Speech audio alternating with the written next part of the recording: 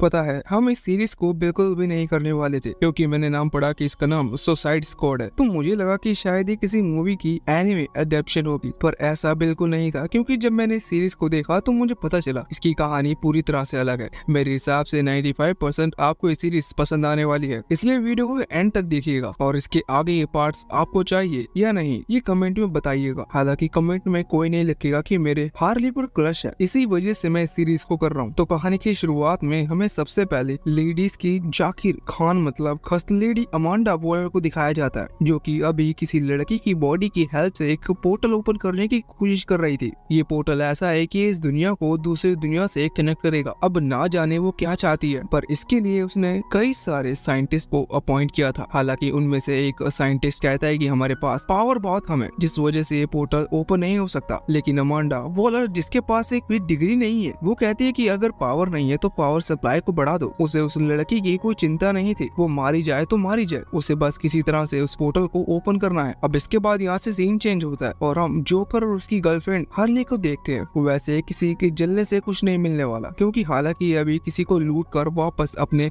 अड्डे की तरफ लौट रहे थे। लेकिन रास्ते में हार्ले एक गाड़ी रुकवाती है एक बार के सामने और कहती है कि हमें थोड़ी ड्रिंक्स ले लेनी चाहिए। अब वो जोकर को वहीं छोड़कर बार के अंदर आ गई थी, लेकिन बार के अंदर बहुत सारे सिग्मा मेल बैठे हुए थे, जो चीज हार्ली को थोड़ी सी अजीब लगती है क्योंकि सिग्मा मेल दारू नहीं पीते। हालांकि अब वो बार टेंडर के पास आती है और उससे पूछते है कि गाँव किची कहाँ पर है। अब बार टेंडर समझ नहीं पाता, वो कहता है कि गाँव किची को सर्दी हुई है, इसी वजह से वो नहीं आया। हालांकि हार्ले समझ जाते है कि लोग उसे और जोकर को पकड़ने के लिए यहाँ पर उनका इंतजार कर रहे हैं, क्योंकि असल में गाँव किची नाम का कोई बंदा एग्जिस्ट नहीं करता। हालांकि ये चीज जानने के बाद अब वहाँ पर लड़ाई होना शुरू हो गई थी, जिस दौरान हार्ले जोकर को आवाज लगाते हुए वही बाहर रुकने को कहती है क्योंकि अंदर खतरा है। क्या सच में गर्लफ्रेंड ऐसी होती है? हालांकि वहाँ दूसरी तरफ अमांडा का वो पोर्टल धीरे धीरे ओपन हो रहा था, लेकिन अमांडा फिर भी उन साइंटिस्ट से पावर को और ज्यादा बढ़ाने को कह रही थी क्योंकि उसे काम जल्दी खत्म करना है। इस तरफ जहाँ हार्ले की फाइट चल रही थी, वहाँ पर अमांडा की मिलिट्री आर्मी पहुंच चुकी थी। उसी दौरान हम जोकर को देखते हैं, जो कि अपनी कार को यहाँ बार की दूसरी साइड की दीवार से ठोकते हुए हार्ले को ले जाने आया था। लेकिन तभी वो मिलिट्री आर्मी उसके ऊपर भी हमला करने लगती है, जिस वजह से जोकर को वहाँ से भागना पड़ता है। हालांकि कुछ भी कहो, जोकर सच में एक हैवी ड्राइवर है। वैसे उधर हार्ले मौका देखकर बार के अंदर से भाग गई थी। वो उस बिल्डिंग के टेरेस पर आ जाती है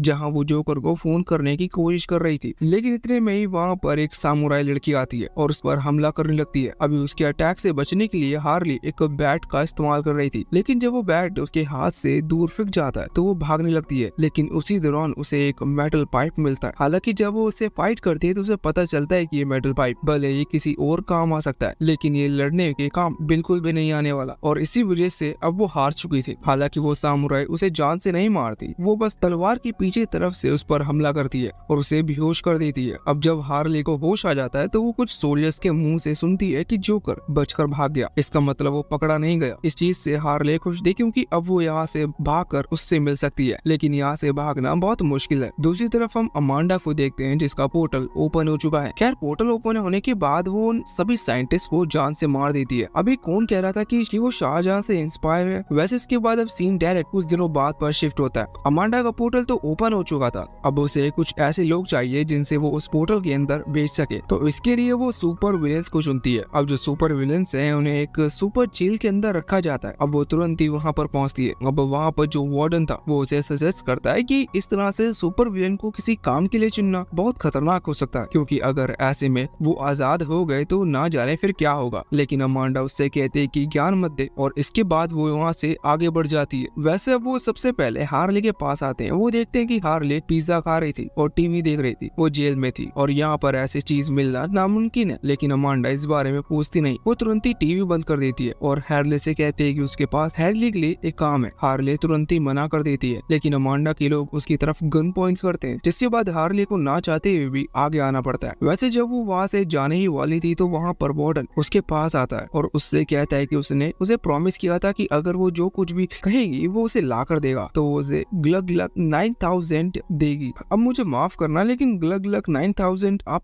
गलती से भी गूगल पर सर्च मत करना, और अगर आप करते हो तो ये आपकी गलती मानी जाएगी। हालांकि यहाँ पर हार्ले उसके नट्स तोड़ते हुए कहती है कि वो चीज सिर्फ जोकर के लिए। अब इससे ही आप समझ गए होंगे, इसलिए प्लीज सच में गूगल मत करना। वैसे इसके बाद अब उन गार्ड्स ने इलेक्ट्रिक शॉक देकर हार्ली को बेहोश कर दिया था, जिससे कि वो और प्रॉब्लम क्रिएट ना करे। यहाँ पर वो वार्डन फिर से अमांडा को समझाता है कि आखिर वो इतने खतरनाक क्रिमिनल्स को अपने साथ कैसे ले जा सकती है, लेकिन अमांडा इस बार भी उनकी नहीं सुनती। वैसे अब जब उसका पूरा काम हो जाता है तो उसने इन सभी को हॉस्पिटल की दूसरी तरफ भेज दिया था। अगले सीन में जब हार्ले की आंख खुलती है तो वो एक बेंच पर बैठी हुई थी। यहाँ पर उसके करीब एक आदमी बैठा हुआ था। वो कहता है कि अच्छा तो तुम्हें होश आ ही गया, जिस पर हार्ले डिसअपॉइंट के साथ कहती है कि उसने सोचा था कि जब वो होश में आएगी तो वो जोकर की आवाज सुनेगी। वैसे अभी उनके सामने भी दो और आदमी बैठे हुए थे, जिनमें से एक बहुत हैंडसम था। हार्ले उसे देखते हुए कहती है कि तुम जरूर कोई फिल्म स्टार होगी, लेकिन इस चीज से वो आदमी थोड़ा सा डिसअपॉइंट हो गया था, क्योंकि उसे लगा था कि वो सब उसे पहचान लेंगे। वैसे उसके करीब जो आदमी बैठा हुआ था उसने अपने सर पर एक थैला बांध रखा था। जिस चीज के बारे में ये पूछता है तो वो बताता है कि उसने वो थैला इसलिए बांध रखा है क्योंकि वो दुनिया में शांति लाना चाहता है और अपना चेहरा नहीं दिखाना चाहता। हालांकि इस बात में लॉजिक मुझे भी समझ में नहीं आया और आपको भी इस वीडियो के खत्म होने तक इस चीज में कोई लॉजिक नहीं मिलेगा। वैसे अब तभी उनका इंचार्ज वहाँ पर आता है और कहता है कि हम अपनी डेस्टिनेशन पर पहुंच चुके हैं। उसी समय वहाँ टेलीविजन पर अमांडा अपीयर होती है। वो कहती है कि तुम पांचों को एक साथ इस मिशन पर भेजा गया है,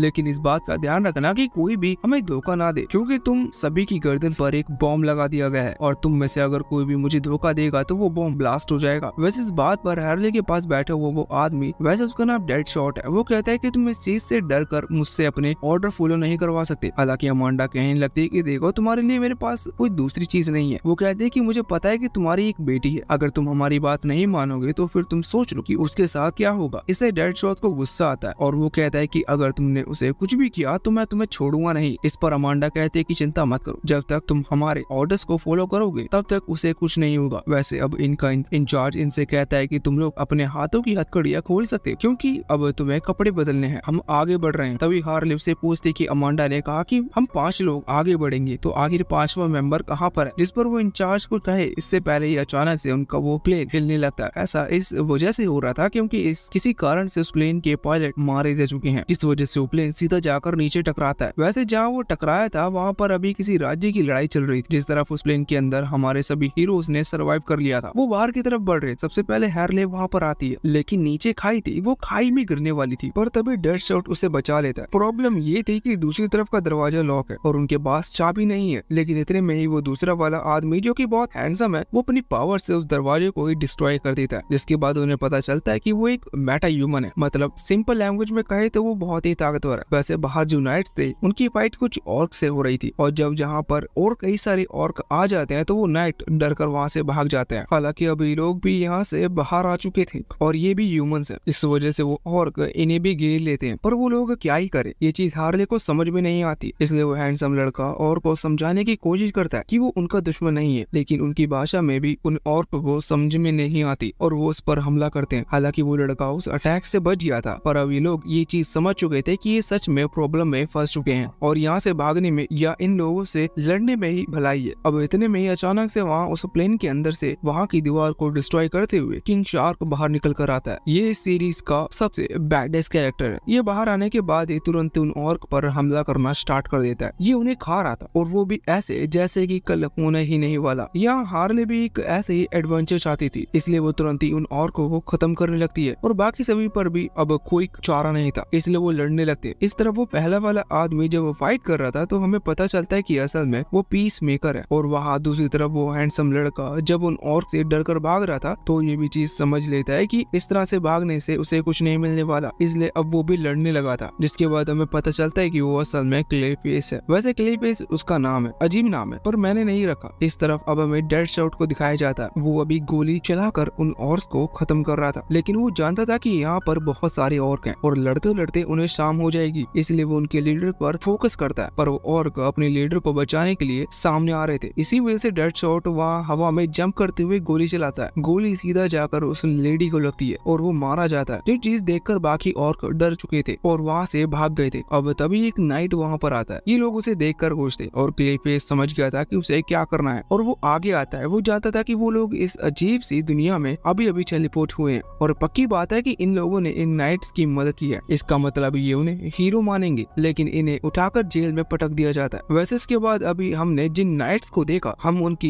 क्वीन को देखते हैं। वो अभी अपने विलेज से होते हुए गुजर रही थी, जिस दौरान वहाँ विलेज के गरीब लोग सोच रहे थे कि शायद आज उनकी रानी की नजर उन पर पड़ेगी और वो उनके विलेज के लिए कुछ अच्छा करेगी, लेकिन उनकी रानी को इस चीज से कोई फर्क नहीं पड़ता। वैसे अब जब वहाँ पर अपने पैलेस में पहुंचते हैं तो वहाँ पर उसे उसकी जगह की लाइव स्ट्रीमिंग दिखाई जाती है, जहाँ पर हमारी गैंग ने उन और को खत्म किया था। हालांकि अभी जो एल्डर्स बैठे हुए थे उनमें से एक एल्डर कह रहा था कि ये सब हमारी क्वीन की वजह से हुआ है। वो वहाँ पर सभी सोल्जर्स को मोटिवेशन देने गई थी, इसी वजह से हम उन और से जीत पाए। हालांकि तभी एक थोड़ा समझदार सा एल्डर कहता है कि अगर क्वीन को कुछ करना ही होता तो वो गाँव के लिए क्यों नहीं करती, वहाँ के लोग भूखे मर रहे हैं, अगर सारी जनता मारी गई तो हम क्या करेंगे। लेकिन इस पर एक तीसरा एल्डर बोलता है तुम्हें इस चीज की चिंता करने की जरूरत नहीं, तुम सिर्फ क्वीन के लिए लैम्बोर्गिनी का घोड़ा ढूंढो। वैसे मुझे नहीं पता, शायद उनके वहाँ ऐसा कुछ होता होगा। हालांकि वो समझदार आदमी कहता है कि खैर ये सब बातें छोड़िए, हमें उन लोगों का क्या करना है जिन लोगों ने हमारी उस लड़ाई में मदद की थी, क्योंकि अभी तो हमने उन्हें बंदी बना लिया है लेकिन उन्होंने हमारी मदद की है, इसलिए हम या तो आगे भी उनकी मदद लेनी चाहिए या फिर उन्हें इनाम देना चाहिए। इसलिए इस पर वो बेवकूफ रानी कहती है कि नहीं, कि उन्हें वहीं पर बंदी रहने दो और अगली लड़ाई की तैयारी करो। हालांकि वो फिर ये समझ जाता है कि हम उनकी मदद ले सकते हैं, इससे हमें आसानी होगी। पर क्वीन कहती है कि नहीं, मैंने जो कह दिया सो कह दिया, और इसके साथ वो मीटिंग खत्म करती है। पर तभी वहाँ पर प्रिंसेस खड़े होकर कुछ बोलने की परमिशन मांगती है। रानी उसे परमिशन दे देती है, जिसके बाद प्रिंसेस कह रही थी कि हमें एक बार सच में उनसे बात करनी चाहिए। वैसे भी उन्होंने अभी हमारी जान बचाई है तो शायद वो आगे भी मदद करे। लेकिन क्वीन कहती है कि वो किसी भी आउटसाइडर से हेल्प नहीं लेना चाहती, और वैसे भी उसने एक बार निर्णय सुना दिया तो वो अपना निर्णय बदलेगी नहीं। हालांकि प्रिंसेस उसके इस डिसीजन से खुश नहीं थी। बाद में हम प्रिंसेस को देखते हैं कि जब वो अपने कमरे में थी और खाना उसके सामने था, तब वो खाना छोड़कर वहाँ बाहर कुछ बच्चों को ब्रेड के लिए लड़ते हुए देख रही थी। उसके लिए खाने में तो 5 स्टार का खाना है, लेकिन वो खाना नहीं खाती। तभी वो समझदार आदमी वहाँ पर आता है। वो कहता है कि तुम्हारे ना खाने से किसी को कोई फर्क नहीं पड़ेगा, इससे तुम्हारा ही नुकसान है, और वैसे भी तुम्हारे ना खाने से बाहर के लोगों को खाना नहीं मिल रहा। इस पर प्रिंसेस कहती है मैंने तुम्हें लेक्चर देने के लिए यहाँ पर नहीं बुलाया, मुझे तुम्हारी मदद चाहिए। वैसे इसके बाद सीन चेंज होता है, हम वहाँ जेल के अंदर हमारी गैंग को देखते हैं। वैसे यहाँ पर अभी अभी हैरले को होश आया था। तभी क्लेफेस समझदारी की बात करता है तो वो कहता है कि हम यहाँ पर बहुत देर से कैद हैं, जिस तरह से हमारे साथ ट्रीटमेंट हो रहा है मुझे नहीं लगता कि वो लोग हमें हीरो समझ रहे हैं। वैसे उस बेवकूफ को ये बात अब समझ में आई थी। तभी पीस मेकर कहता है कि हमें 72 आवर्स के अंदर वापस उस ट्रांसमीटर तक लौटना होगा, वरना मुझे नहीं पता कि हमारे गर्दन पर जो बम लगे हुए हैं उनका क्या होने वाला है। लेकिन क्लेफेस कहता है कि देखो, अभी हमने अपने एडवेंचर को साइड में रखते हुए इस जेल से बाहर निकलने के बारे में सोचना चाहिए, क्योंकि यहाँ से निकलना बहुत मुश्किल है। तभी क्लेफेस आगे बढ़ता है और कहता है कि उसने कहा यहाँ से निकलना मुश्किल है, पर इतना कहते हुए वो आगे बढ़कर वहाँ उन जेल के सरियों से आर पार हो जाता है, जो देखकर वो लोग हैरान थे। वैसे वो अपने दोस्तों को आजाद कराने के बजाय क्लेफेस कह रहा था कि मुझे चलना चाहिए, मैं जल्दी पता लगाता हूँ कि हमें आगे क्या करना है। वैसे मेरे लौटने का पक्का कुछ नहीं है, ये मेरे कुछ मूड पर डिपेंड करता है। अब जैसे ही वो लोग ये चीज समझते हैं कि क्लेफेस फिर शायद लौट कर वापस नहीं आने वाला, तो यहाँ पर हैरले और डेडशॉट जोर जोर से चिल्लाने लगते हैं कि क्लेफेस भाग गया। ये सुनने के बाद वो गार्ड्स वहाँ पर आ गए थे और क्लेफेस के हाथ पर कुछ मैजिकल हथकड़ियां पहना देते हैं, जिसकी वजह से अब वो अपने मैजिक का इस्तेमाल नहीं कर सकता। इसलिए मतलब अब सच में वो कैद हो चुका है। पर कुछ ही देर बाद कुछ और गार्ड्स वहाँ पर आते हैं और उन्हें लेकर जाते हैं। असल में अब लंच टाइम हो चुका है। वो जब बैठकर खाना खा रहे थे तो उस समय डेडशॉट क्लेफेस से पूछता है कि अब तुम हमारी मदद करोगे, जिस पर क्लेफेस कहता है कि अब वो कुछ नहीं कर सकता, उसके हाथ बन चुके हैं और अब वो अपने मैजिक का इस्तेमाल नहीं कर सकता।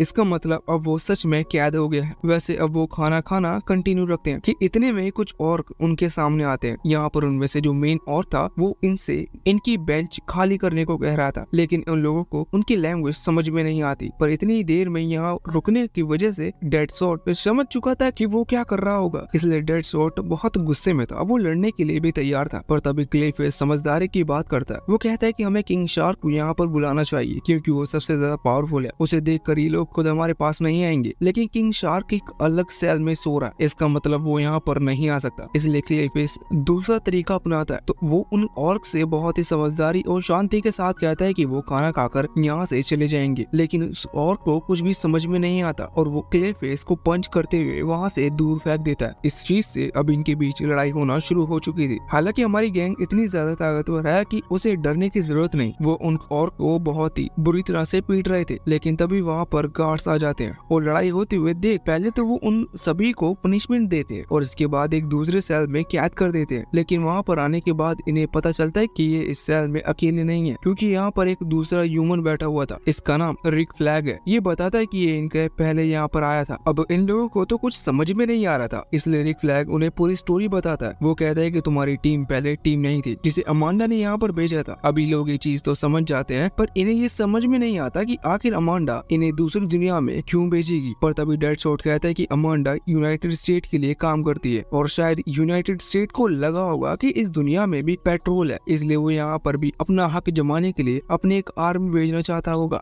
इसलिए उन्होंने इसे यहाँ पर भेजा, जो कि ये पूरा नहीं कर पाया, इसलिए हमें यहाँ पर भेजा गया है। वैसे अब डेडशॉट कहता है कि देखो तुम तो यहाँ पर बहुत पहले से आए हो, पर तो क्या तुम्हें पता है कि वो ट्रांसमीटर कहाँ है जहाँ से हम हमारी गर्दन पर लगे इन बॉम्ब को डिफ्यूज कर सकते हैं, क्योंकि इससे कम से कम हम फटकर तो नहीं मरेंगे। इस पर रिक कहता है कि शायद वो उसी गेट के पास होगा जहाँ से तुम लोग यहाँ पर एंटर किए थे। वो बोलता है कि वो उनकी मदद करेगा, लेकिन इसके बदले उन लोगों को उसे भी उनके साथ भगाकर यहाँ से ले जाना होगा। अब उन लोगों के पास कोई और चारा नहीं था, जिस वजह से वो इस चीज के लिए हाँ कर देते हैं। पर तभी उन्हें किसी के पेट की आवाज सुनाई देती है, मतलब उनमें से किसी को भूख लगी है, और ये कोई नहीं बल्कि किंग शार था, जो कि अब नींद से उठ चुका था। वो कहता है कि मुझे भूख लग रही है और यहाँ पर भीड़ भी बहुत है, जिसके बाद वो उन्हें ही खाने के लिए आगे बढ़ने लगा था, लेकिन लास्ट सेकंड में वो उसे समझा लेते हैं और मना लेते हैं और कहते हैं कि ये टेस्टी खाना बाहर है, जिस पर किंग शार्क मान जाता है, क्योंकि वैसे भी इन लोगों ने नहाया नहीं था, इसलिए वो इन्हें खाना भी नहीं चाहता था। वैसे अब जब वो वहाँ जेल का गेट तोड़ रहा था, उस दौरान बाकी गार्ड्स आवाज सुनकर वहाँ पर आते हैं, लेकिन इतने में किंग शार्क वहाँ पर आ चुका था, इसलिए अब वो अपने मैजिकल वेपन से यहाँ किंग शार्क पर हमला करने वाले थे। पर तभी हार्ले वहाँ पर उनमें से एक से वो आइटम छीन लेती है और फिर उस आइटम के थ्रू उस आदमी पर हमला करती है। उसे पता चलता है कि आइटम देखने में बहुत नॉर्मल है, लेकिन इसकी पावर बहुत ज्यादा है, लेकिन एक ही अटैक के बाद वो आइटम डिस्ट्रॉय हो चुका था। इसका मतलब वो इनके किसी काम का नहीं है। वैसे अब यहाँ पर क्ले फेस ने आगे बढ़कर खुद के हाथों पर से वो मैजिक हथकड़ी खोल ली थी। इसका मतलब अब वो अपनी मैजिक का इस्तेमाल कर सकता है और सबसे पहले वो मैजिक का इस्तेमाल कर बाकी सारे मॉन्स्टर्स को आजाद करता है, जिससे कि वो गार्ड उन्हें पकड़ ना पाए। और बिल्कुल सेम ऐसा ही होता है, क्योंकि अब वो मॉन्स्टर सभी गार्ड पर हमला करने लगे थे। दूसरी तरफ हम वहाँ प्रिंसेस के पास आते हैं और देखते हैं कि अभी प्रिंसेस उस समझदार आदमी, वैसे उसका नाम कैसिल है, माना कि उसका नाम अजीब है, लेकिन हम है अभी एक दूसरी दुनिया में, तो उसके हिसाब से उसका नाम परफेक्ट है। तो यहाँ पर प्रिंसेस उस कैसल से कह रही थी कि उसे प्रिजन जाना है, मतलब उसे वहाँ जाना है जहाँ पर उन आउटसाइडर को कैद रखा गया था, क्योंकि वो उनकी हेल्प मांगना चाहती है। कैसल को यह आइडिया बिल्कुल भी अच्छा नहीं लगता, लेकिन अब जब प्रिंसेस का ऑर्डर है तो उसे ये फॉलो करना होगा। और वैसे अब जब वो दोनों वहाँ उस प्रिजन तक पहुँचते हैं, तब तक हमारी टीम पूरे प्रिजन पर कब्जा कर चुकी होती है। साथ ही इन लोगों ने मॉन्स्टर्स को आजाद कराया था और उनकी भी मदद की थी। इस वजह से अब इन सभी की दोस्ती हो चुकी है, इसलिए इन्हें किसी से डरने की जरूरत नहीं। तभी ये वहाँ नीचे प्रिंसेस की बग्गी को आता हुआ देखते हैं और हंसने लगते हैं, क्योंकि इन्हें रोकना इनके लिए अब कोई बड़ी बात नहीं थी। वैसे अब जब प्रिंसेस और कैसल वहाँ पहुँचते हैं तो वो सामने हमारी टीम को देखते हैं। हालांकि अभी कैसल कह रहा था कि ये हमारी टीम को समझ नहीं आता, पर तभी क्लेफेस सभी को बताते हैं कि कैसल ही वो आदमी है जो उन्हें यहाँ पर प्रिजन में लेकर आया था। अब सभी लोग पहले तो उसे नहीं पहचान रहे थे, पर जब वो उसके सिर की तरफ देखते हैं तो उन्हें याद आता है। हालांकि यहाँ कैसल को भी उनकी कही हुई बात समझ तो नहीं आ रही थी, पर वो समझ गया था कि ये लोग उसके बालों का मजाक उड़ा रहे हैं। इस वजह से वो सबसे पहले हार्ले के ऊपर अपनी स्पिरिचुअल सोर्ड से हमला करता है, लेकिन उसी समय किंग शार्क वहाँ सामने आकर उसकी तलवार को खा जाता है। लेकिन ये उसकी सबसे बड़ी गलती थी, क्योंकि कैसल अपनी तलवार को वापस बुलाता है तो वो तलवार किंग शार्क के पेट को काटते हुए बाहर आ गई थी। पर किस्मत से अचानक से किंग शार्क की बॉडी ग्लो करती है और उसकी वो चोट हील हो जाती है। तभी रिक वहाँ पर आकर कहता है कि देखो तुम लोग ऐसी हरकत मत करो, और साथ ही वो किंग शार्क को भी मना करता है किसी भी वेपन को खाने से, वरना बाद में उसे तकलीफ होगी। अभी लोग डिसाइड करते हैं कि आखिर ये कैसल को कैसे रोकेंगे, जिस पर रिक कहता है कि हमें लड़ने की जरूरत नहीं, क्योंकि मैं इतने टाइम से इस जेल में बंद हूँ, मुझे इनकी भाषा समझ में आ चुकी है, मैं इनसे कम्युनिकेट कर सकता हूँ। अभी वो जो कुछ भी कह रहा था कैसल को उसका हर एक शब्द समझ में आ रहा था। लेकिन कमाल की बात यह है कि अंग्रेजों की तरह यहाँ पर रिक ने इस जेल में रहकर सिर्फ दूसरों की बेइज्जती करना सीखा है। जैसे कि अंग्रेजों को हम अक्सर वीडियोस में देखा करते थे कि उन्हें सिर्फ गालियां ही आती है, वैसे ही इसे भी ऐसे ही कुछ शब्द आते थे, जिस वजह से कैसल को बहुत गुस्सा आता है और वो अपनी तलवार से फिर से उसके ऊपर हमला करने वाला था। लेकिन तभी उसे प्रिंसेस की कही हुई बातें याद आती है। प्रिंसेस उनकी हेल्प लेना चाहती है, इसी वजह से वो अपनी तलवार वापस रख लेता है और फैसला करता है कि वो इन्हें क्वीन के पास लेकर जाएगा। वैसे अब जब ये लोग वहाँ पहुँचते हैं तो वो क्वीन इनसे बात करने से पहले इन सभी के ऊपर एक स्पेल कास्ट करती है, जिसकी मदद से अब उसे उनकी हर भाषा समझ में आ गई थी। वैसे इसके बाद अब यहाँ पर रिक सबसे पहले बोलना चालू करता है। वो क्वीन को सबसे पहले थैंक्स कहता है और फिर एक रिक्वेस्ट करता है। वो बोलता है कि मैं आपको एक रिक्वेस्ट करना चाहता हूँ, जिस पर क्वीन कहने लगती है कि हम तुम्हारी कोई भी रिक्वेस्ट पूरी क्यों करें, आखिर हो तुम कैदी ही। जिस पर रिक कहता है कि अगर आप हमारी रिक्वेस्ट को पूरा करते हो तो इसके बदले में आपको कई सारी ऐसी इन्फॉर्मेशन दूंगा जिससे आप उन और के बीच वॉर जल्दी खत्म कर पाओगे। वैसे रिक को सिर्फ फ्रीली हर जगह घूमने की परमिशन चाहिए थी, मतलब वो उन्हें कैद कर ना रखे, बस इतना ही। लेकिन जब वो ये बात सब कर रहा था तो इससे हमारी टीम समझ चुकी थी। असल में जब रिक और उसकी टीम यहाँ पर आए थे तब उनके साथ भी वही हुआ था जो कि इन लोगों के साथ हुआ। इस वजह से रिक तो यहाँ रह गया, लेकिन उसकी जो टीम थी उन्होंने मॉन्स्टर के साथ हाथ मिला लिया और इसी वजह से अब ये मॉन्स्टर इतने ताकतवर हो चुके हैं कि वो उन्हें हरा रहे हैं, क्योंकि उनके पास भी अभी ह्यूमन नॉलेज आ चुकी है। इसी चीज से वो लोग समझ गए थे कि क्वीन के पास हर एक रीजन है उन्हें कैद कर रखने का। लेकिन तभी पीस मेकर आगे आते हुए कहता है कि हम प्रॉमिस करते हैं कि हम वो हर कोशिश करेंगे जिससे आपके किंगडम में शांति आ सके। अब वो क्वीन बात तो मान जाती है, लेकिन वो इस चीज के लिए रिक को बंदी बना लेती है और कहते हैं कि अगर तुम कुछ भी गड़बड़ करोगे तो ये मारा जाएगा। वैसे तो इन लोगों को रिक के लिए कोई फीलिंग्स नहीं है और ये उसके लिए यहाँ रुकना भी नहीं चाहते, लेकिन प्रॉब्लम ये है कि सिर्फ रिक ही जानता है कि ट्रांसमीटर कहाँ छुपा हुआ है और उन्हें उनकी मदद की जरूरत पड़ेगी, तो इन्हें वही करना होगा जैसा क्वीन कहती है। अब कैसल क्वीन से कहता है कि अगली बार क्या हम इन्हें भी फ्रंट लाइन में रखें, जिस पर क्वीन कहती है कि नहीं, मैंने कुछ और सोच रखा है। वैसे अब वो वहाँ तभी हैरले खाने के लिए कुछ मांगती है, क्योंकि वो जानते कि अगर किंग शार्क को जल्दी खाना नहीं दिया गया तो फिर से अपने मेन्यू चेंज कर देगा और इन लोगों को खा जाएगा। वैसे अब खाना पीने के बाद इन लोगों को इनके कपड़े और आइटम्स दिए जाते हैं, जिसके बाद ये लोग तैयार होकर वॉर में आ चुके थे। हालांकि वॉर नीचे चल रही है और ये लोग अभी एक पहाड़ी के ऊपर से, जहाँ पर सीसल भी था, ये लोग कह रहे थे कि क्या हमें भी जाकर उनकी मदद करनी चाहिए, पर कैसल उन्हें मना कर देता है और कहता है कि नहीं, इस आसान लड़ाई में हमें तुम्हारी मदद नहीं चाहिए, हम आराम से इन्हीं मॉन्स्टर को खत्म कर देंगे। लेकिन यहाँ पर क्ले फेस चाहता था कि वो उनकी मदद करे, जिससे कि उनके और किंगडम के रिलेशन और अच्छे हो सके। पर डेडशॉट बिल्कुल उल्टा सोच रहा था। वो बिल्कुल वहाँ नहीं जाना चाहता था, क्योंकि नीचे जो वुल्फ मॉन्स्टर लड़ रहे हैं वो सच में बहुत ताकतवर है। अभी वो बात कर रहे थे कि ये वुल्फ मॉन्स्टर कितनी ज्यादा हार्ड ट्रेनिंग से गुजरे होंगे जो इस तरह की फाइट कर रहे हैं। लेकिन तभी हार्ले कहते हैं कि नहीं, मुझे ऐसा नहीं लगता, मुझे लगता है कि शायद इनका ब्रेन वॉश किया गया है। वो ये भी कहता है कि शायद हमारा ओपोनेंट बहुत ज्यादा खतरनाक होने वाला है, क्योंकि अगर वो सच में किसी का भी ब्रेन वॉश कर सकता है तो आगे चलकर हमें बहुत पावरफुल मॉन्स्टर का सामना करना पड़ेगा। लेकिन तभी डेडशॉट कहता है कि अगर सच में मैं जो सोच रहा हूँ वैसा ही हुआ तो हमारा काम आसान हो गया, क्योंकि मैं एक ऐसे आदमी को जानता हूँ जो इस तरह के ब्रेन वॉश करना जानता है। वो मेरा पुराना दोस्त है, अगर मैं बात करूँ तो हम इस प्रॉब्लम को आराम से सुलझा सकते हैं। इसके लिए अब वो वहाँ से आगे बढ़ गए थे। हालांकि अभी उनके सामने दीवार भी थी जिसे पार करना मुश्किल था, लेकिन तभी क्ले फेस सामने आ गया था और अपने मैजिक पावर से वहाँ उस दीवार में एक होल कर देता है। वैसे वो लोग उससे कहते हैं कि क्या वो अपनी पावर की मदद से इस पूरे